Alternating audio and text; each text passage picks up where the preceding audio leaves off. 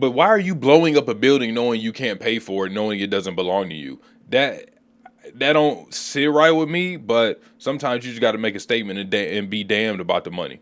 So now we get into a little transitioning period where it's not really Batman, it's Alfred kind of surveilling Bruce Wayne to see what he do, to see his patterns, because obviously he knows who Bruce Wayne is.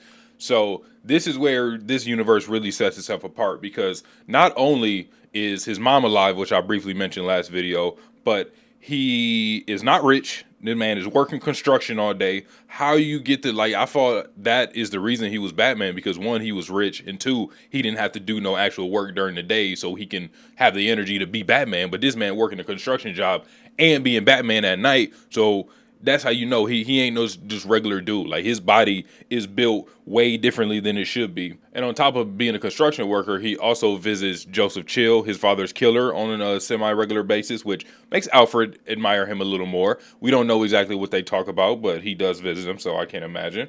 But with the surveillance that he has on Bruce and Batman, he knows where most of his safe houses are. So we see the party animals running up to the safe house, and a little exposition that Alfred has about Batman, where he thinks with the party animals pressing Batman so much, he is going to have to retreat and regroup at some point, but then makes the realization that Batman don't do none of that shit.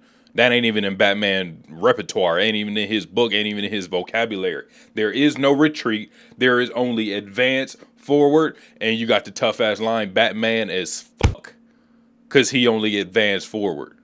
He even rigged the building to explode and make the bat's face when it did. If that's not Batman as fuck, I don't know what is. But we gonna pause for a second, because this may be answered later in the series. But if Batman is working a construction job and he's not rich, so he don't own these buildings that he's hiding out in. He don't own none of this stuff. He just kind of found it abandoned and maybe kind of took a little bit of ownership of it, but squatters' rights or something like that.